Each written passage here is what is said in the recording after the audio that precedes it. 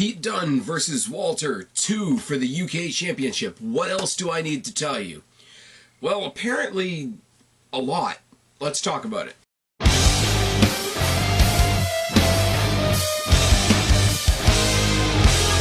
What's going on, everybody? It's your buddy, it's your pal, Past Phoenix, the YWC Reality Check, here with your May 22nd NXT UK review. And before we get started, I'm just going to reiterate this one more time.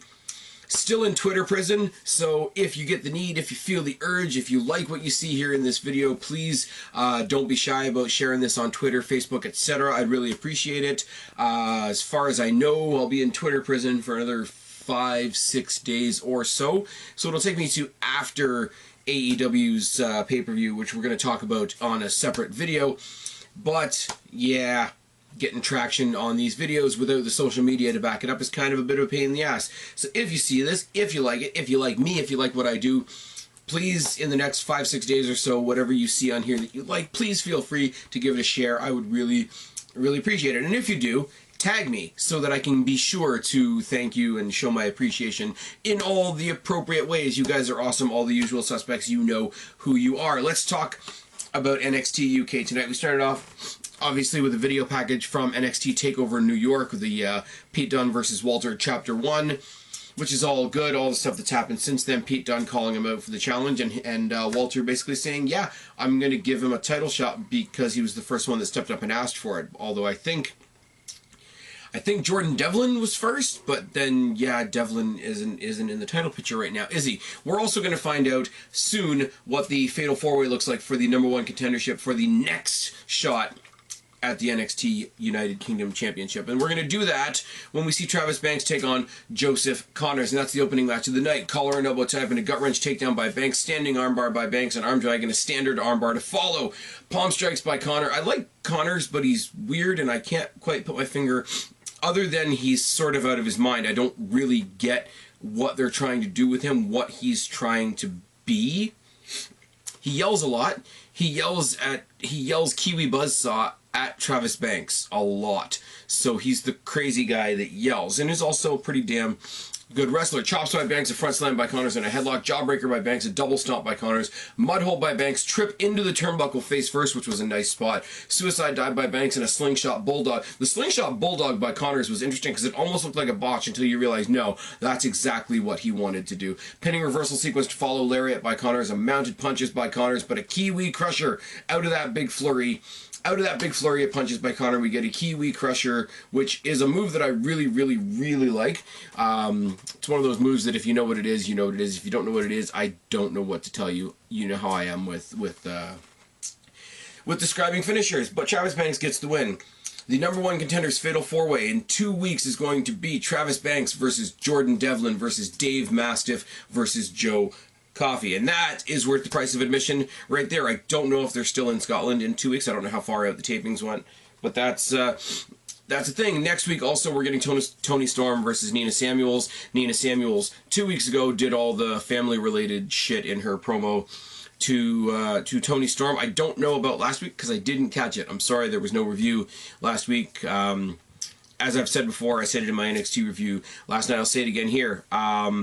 Trying a lot of different things with the channel. You guys know the layout of the pay-per-view preview matches has changed quite a bit. I'm trying to get a lot more collaborative stuff with myself, Christian, and Guapo out there doing the clips like we talked about. But on the weeks when we get busy, unfortunately, this is the review that's going to fall off the map because it's not going to be NXT proper. NXT proper is the tentpole of this channel at the moment, is it not? Be watching the next 48 hours or so when Guapo and potentially Kristen and I talk about Double or Nothing this Saturday. Next, we have Mark Andrews versus Noam Dar, and this is supposed to be like a match out of respect. Apparently they had a match a while ago. I don't remember this, perfectly honest, which is kind of a bummer because I like both of these guys, but apparently they had a match that ended because both of them got hurt. I don't remember. I feel kind of dumb because you see the highlights of it and it looks familiar, but I just... it might have been in that long stretch that I missed, remember, and then I tried to get caught up and that just didn't work, so I came in brand new after WrestleMania. Might have been in there somewhere, but they had a really respectful promo last week. I did see that. They were expected to have this match again tonight just to see there's no more there's no more hard feelings between the two of them, but they want to see who the better man is, the sportsman thing and all that. Sportsman thing starts right off the bat with a handshake, and the handshake gets an applause from the crowd. And we get started. Now, I will say, Noam Dar and Mark Andrews, both cruiserweight guys. You guys know how I am taking notes during cruiserweight matches. I grab what I can. It's definitely not everything. Everything that I'm about to say is definitely not everything that happened in this match, but we're going to try the best we can. Side headlock by Dar to start an insane cruiserweight chain wrestling thing to start the match. A side headlock by Andrews, a head scissor and a moonsault. Armbar by Andrews into a surfboard. Arm drag by Dar and a hip toss into another armbar. Enziguri by Andrews, an ankle lock by Dar. He goes, Andrews goes for the Enziguri, and then he goes for a second one and gets caught into an ankle lock by Dar. It's like, you know what, fool me once, shame on you, fool me twice, shame on me. Grabs the ankle, takes him down into the ankle lock. Really, really nice spot. Pump kick by Dar sends Andrews across the ring. The pump kick, pretty simple thing. You don't think of it as being a difference maker in the match necessarily. It's kind of like a big boot. Really, really kind of impressive. Really, really a ooh moment. But very rarely is it the penultimate changing moment in the match. But this one, pump kick just sent him right across the ring. Jumping Enziguri by Andrews, uppercut by Dar, stun dog millionaire by Andrews. I love that move as well. Suicide somersault by Andrews to the outside, and Dar re-injures his knee. Or so we think. They get back in the ring. Andrews tries for an Irish whip. The Irish whip doesn't even connect a little bit. Dar crumples to the mat. And this is where I haven't really read the spoilers. I mean, I read the spoilers about the main event, let's be real, because everybody was talking about it. But I didn't read the spoilers for this, so I was thinking this was like a Tegan Knox situation where the guy's injured himself again. Because the match grinds to a halt. Mark Andrews coming down, taking a knee. Dar saying, look, I think it's happened again. He apologizes to him. I'm sorry, like, we wanted to do this. Da-da-da-da. They even have another handshake. Andrews walks away, to let the referee, you would think, do his thing. As soon as he walks away, huge forearm to the back of the head by Dar, and he hits the Nova Roller, which is this really convoluted kick thing to the back of the head, and Noam Dar gets the win. So if you thought Noam Dar was a good guy, you don't know wrestling, do you? But, I mean, these guys are going to have another match, are they? They apparently had a match a while ago. They did this tonight with the cheap move, and Dar reminding us what a great heel he is. And they're going to have a match proper with a face and a heel and no handshake, you have to assume. The Grizzled Young Vets are confronted by Radzi in the back. And I like Radzi. I think Radzi's the punching bag. Radzi reminds me of, like, what the hell's his name? Jonathan Coachman, when Jonathan Coachman first started in the WWE, and The Rock did the, do you remember The Rock Say Your Prayers promo? Just Google that. WrestleMania, Coach, Rock. Just, it was one of the first times Rock did that. What in the blue hell is wrong with you? Just go back and watch it. It's good. But that sort of punching bag mentality, or really, really young Michael Cole when DX was giving him the wedgie all the time. My phone is flashing at me, and there's no sound. So I can't do the whole, why are we beeping, why is this a thing? So I guess I have to do the, why are we flashing? Why is this a thing? Because apparently it wants to pop up on my tablet too, which is awesome. He asks them about the challenge from Mustache Mountain, and they go through the big rigmarole about we're the champions. We decide when there's a title. This is not a popularity contest. They don't get a title shot just because the crowd wants them to. Very, very typical heel stuff. But they're in the hallway going towards the change room, and they just sort of stop Radzi in the hallway. It's like, no, you can stop now. We're going on from here. You go back to the front door and try to steal another interview with somebody else, you creepy man. And I'm like, that's fucking brilliant. It's really simple, and it has nothing to do with the interview at all, but it's just the way, the interview people are always presented as, like, lesser people, like peons to the wrestlers, which they should, because the wrestlers are the ones on the pedestal, the ones that we come to see. But when you see one get kicked around and mistreated, it's just... they're heels, and they're doing great heels, but the whole matter of, like, making fun of how journalists, and I use tight air quotes when I say that, will always sort of linger around, wait around, trying to scrape up whatever interview they can. So to dismiss them and send them back to the door, see if you can scrape up another interview, you creepy man, is just great. And Radzi's a little dude, You can see them kicking him around. If they were all like kids in high school, you could see him like getting his lunch money stolen or something like that. And to be fair, Radzi has more character than any of the backstage interviewers on the main roster could hope to have. Sarah Schreiber might be an exception to that. But he plays that role well, and I don't think he's ever going to get credit the way he should. He's sort of like a Sid Scala with the whole, I'm going to be just the guy that's doing his job. He's just, I'm just trying to make it through my day, man. And, somebody's going to give him a wedgie one day. That's just how it goes. But basically, Grizzled Young Vets are not interested in any way, shape, or form in giving Mustache Mountain the sequel. And I thought it was really cool that they put this clip on this show, because what are we getting? We're getting the sequel of Walter versus Pete Dunne. Why would we not want to see the sequel of Grizzled Young Vets versus Mustache Mountain? Excuse me. Cassius Ohno in the back is talking some shit, and he wants a match. He wants a match, due to his great British wrestling background and heritage and whatever. And Sid Scala tells him he's going to face Jack Gallagher next week. For reasons. That's all I can think. He's pissed off that he wasn't in the Fatal 4-Way, which, thank God, he's not in the Fatal. I do not give a single tap dancing fuck about Cassius Ohno. Can I just reiterate that one more time? But what I do give a monkey fuck about is the main event, which is Pete Dunne versus Walter 2 for the WWE United Kingdom Championship, aka the NXT United Kingdom Championship, depending on who you talk to and depending on what day it is, apparently. But they have this wicked stare down at the beginning. Obviously, they do the entrance. They do the title match introductions with the lights down low and the spotlight and the whole fucking bit. Walter is a giant. Pete Dunne is not. Walter looks great with that title. That title is one of the best looking titles in the company. Unlike the 24/7 belt on Raw and SmackDown. But we're not going to talk about that. We don't talk about those nasty things on NXT reviews. Do we? Do we? No, we don't. But they have this wicked stare down, and it does exactly what it's supposed to do. David and Goliath. Everything, every element that went into their match at TakeOver is right here and right now, and it's all good. Collar and elbow tie up, and Dunne works the arm early, working the fingers. Now, the people on commentary, who is it? It's somebody and Nigel McGuinness. I can't even think of the other guy's name right now, which is unfortunate, because he's not that bad.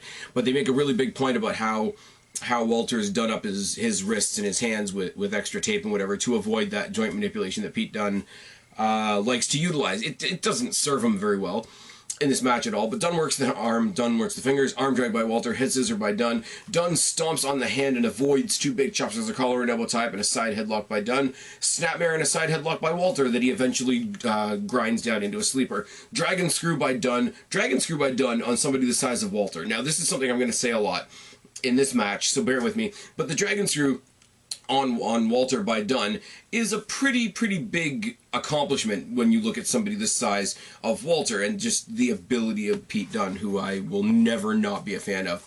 Chops by Walter on the outside, but Walter eventually misses and chops the post, going back, showing shades of their match in New York. Not only does that take away the chop from him, but it gives Pete Dunne a target for the joint manipulation. It's all fantastic fucking storytelling. Dunne stomps on the hand. More storytelling. Kicking at the arm.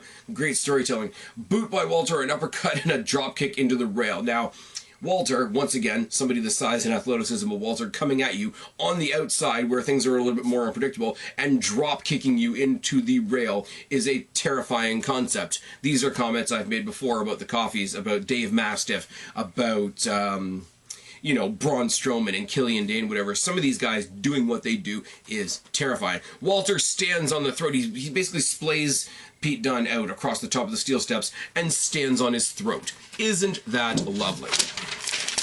Another boot by Walter, and Dunne cracks the fingers once again, going back to the story. Huge chops by Walter and a kick to the midsection, a crossface with a post by Walter, followed by some gut shots, a forearm knockdown by Dunne, followed by a corner enziguri. Here's Pete Dunne, who's had the absolute shit kicked out of his midsection, against somebody twice his size, and knocks that guy down with a forearm. It's good, and the crack on it. I don't talk about sound a lot, but the crack on that elbow was really good. Follows it up with a corner enziguri. Drop kick to the knee by Dunne and a leg grapevine. Kick to the back of the head by Dunne. Abdominal stretch while working the fingers by Dunne. He's like a bulldog.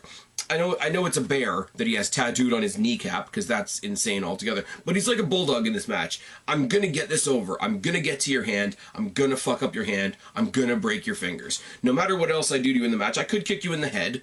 I could do a bunch of other things to you. We could brawl. We could technically wrestle, but I'm going to break your fingers.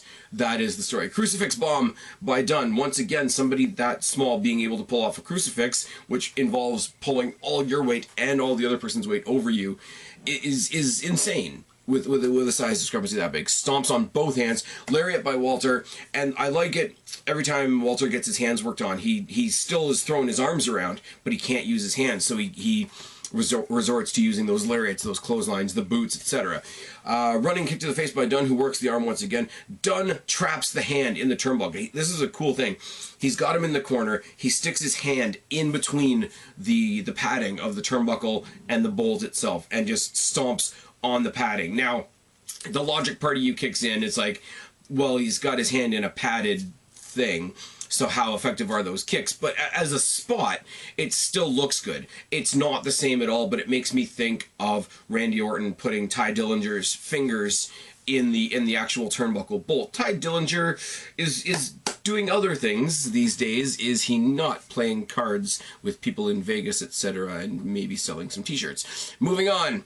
Triangle choke by Dunne. Top rope head scissor. German suplex by Dunne on Walter. Crazy. Clothesline by Walter. Forearm by Dunne. Dunne hits the bitter end on Walter. That's all I need. I'm ready to call it a night right there. Dunne snaps the fingers once again, but then we pan to the ramp. And there's Fabian Eichner on the outside, distracting the referee. What's going on? Oh my god, what the heck is he doing here right now? He's got nothing to do with this. While the referee is distracted, Marcel Barthel on the opposite side of the ring with that beautiful WWE/NXT UK Championship smokes Pete Dunne with it. While the referee's not looking. Powerbomb by Walter. Walter does that weird upside down pin thing that he does. I don't think that's really necessary because it looks strange.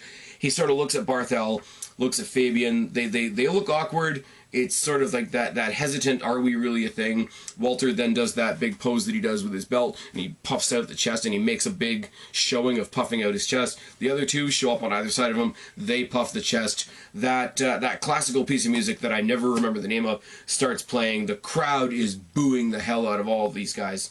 Now, here you got Walter, the dominant champion, who's twice as big as his challenger, who could have squashed him on his own with two more helpers. And because I do pay attention to the dirt sheets, there's one more piece of this equation left to go. This was fucking great. Pete Dunne doesn't look any worse for this. There's nothing else that Pete Dunne needs to do in NXT. And I go back to it once again, along with Adam Cole, baby, from NXT proper.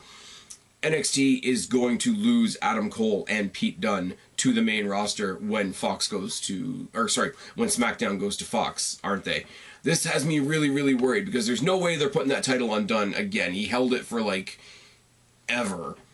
But if this is the thing now, if it's just going to be these guys versus British Strong Style, that's cool. But that really lets me know that Pete Dunne is on his way out, which I'm excited for the guy, and I'm sure on some level there's still a moving up element to going to the main roster, but we're just getting beaten down by main roster failure at the moment, are we not? The Revival scooting across the ring because of the Uzi Hot still sticks out in my mind. All the goobers fighting over the 24/7 PG Core Giant Watch Championship. I don't want Pete Dunne to go anywhere. I want Pete Dunne, if Pete Dunne's going to move up, I want that move to be from NXT UK to NXT. I think you put him in there with the Garganos, you put him in there with, put Pete Dunne in there against Kushida. That could be fun, couldn't it? Don't take any more people that we love and put them on the main roster. Just don't do it. This was great. It was a great match. It didn't need a finish. You didn't need Pete Dunne losing two clean matches, because that would have been a bit. So you've got a reason that he lost this time. He's sort of protected in the loss. This new faction, I don't know what they're gonna call it. As I say, if you know what I'm talking about, if you don't, then you do. If you don't, you don't. But there's one more piece of this equation still to come. It's good. It's interesting. It's intriguing, and it'll make me less likely to skip reviewing NXT UK. Anyways, I've got to go. I'm recording some other stuff that's going to go out tomorrow. This is all I really had to say about this. I forgot that there was stuff happening in this match. I wasn't really sure how this match was going to end because I forgot about the stuff. And the stuff right now is Marcel Barthel and Fabian Eichner joining Walter and maybe getting themselves some tag team titles somewhere along the way. 3-on-2 advantage on the Grizzled Young Veterans. 3 heels versus 2 heels. Why the hell not? At this point, and now I'm rambling, so this is where I say I've been Spaz, your YWC reality check. Subscribe up there, talk down there, start a conversation, keep all of these conversations going. Don't be a stranger. I will talk to each and every last one of you later, but for right now I am tagging out. Bye guys.